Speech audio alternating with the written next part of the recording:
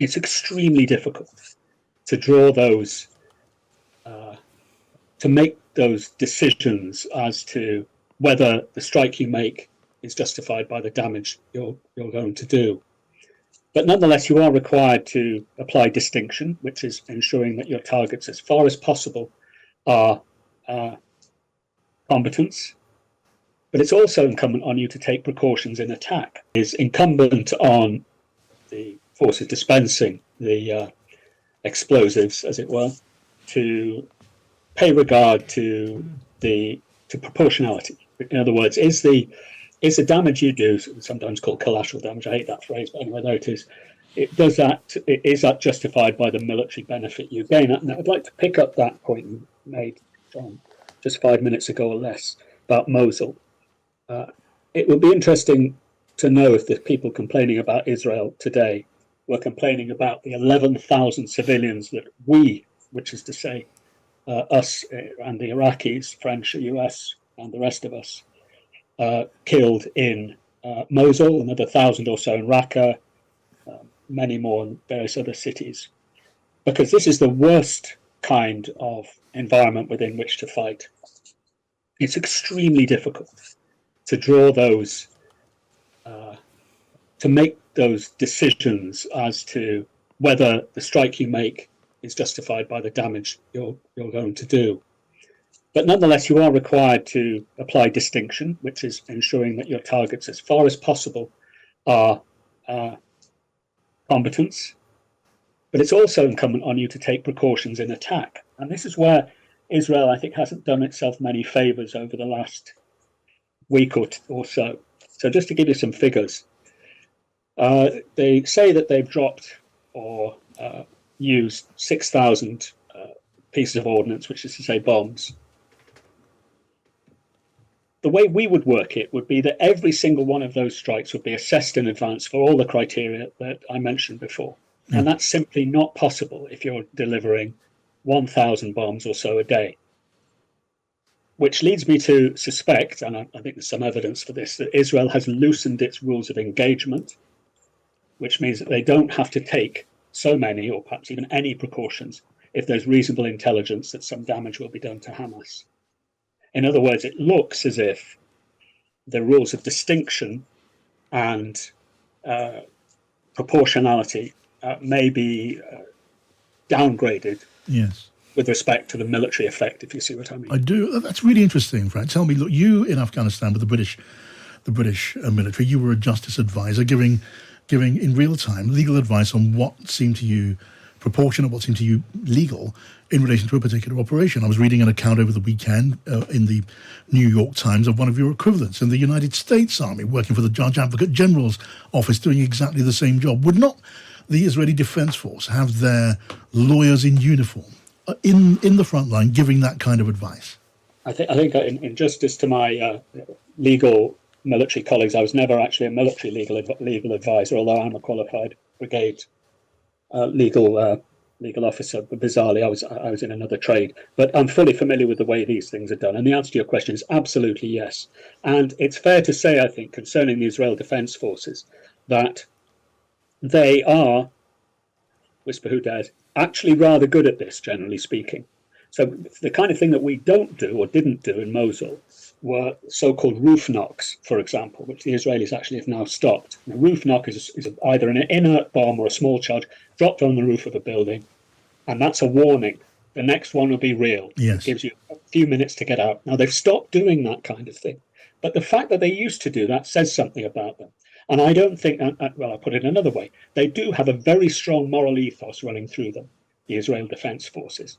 And there'll be many people who won't be comfortable with what's happening now. And of course, there are political imperatives for that. But it has to be said that, yes, they have lawyers. They have a strong ethos, slightly different from ours, but nonetheless very strong. And as I say, that role is embedded within their operations usually. Really interesting. I mean, Kate. Yeah, I mean, I suppose my question would be, if you know that your enemy is embedding itself among citizens in places where citizens are likely to be innocent people, hospitals, homes, particularly in an area like Gaza, which is so compact and people we know right now are struggling to leave. How do you approach that? What is the strategy for approaching that? What are the steps that you take moving forward into a military sort of operation? Well, you assess the objective you're trying to achieve. So let's say, for example, you have let's take it a mosque, which is a very difficult problem. It's a restricted target anyway, and there are 10 people in that mosque, and it's assessed that at least 2 or 3 of them are combatants. So you have a problem with the mosque, and you've got a problem with the majority of the people being non-combatants. So the assessment has to be made. Who are these people? Is it worth the collateral damage? And I hate that term, but it has to be said, that we're going to cause. And that's a judgment call. And it's a really difficult one. It can't be made by the lawyer. The lawyer only presents the question. Is this damage proportionate to the benefit we're going to get out of it? It's a judgment call. There's no legal answer to that. It's a commander's decision. Now, following that, there will be an assessment called a battle damage assessment of the damage you have done. And that's how we arrived at, and we continue to arrive at, often very inaccurate assessments of how many non-combatants we kill in operations, usually extremely low estimates for often much higher figures. That's a separate issue. So that's how we would do it. And I suspect that's exactly how the Israelis traditionally would do it too. Yes. I mean, however, yeah.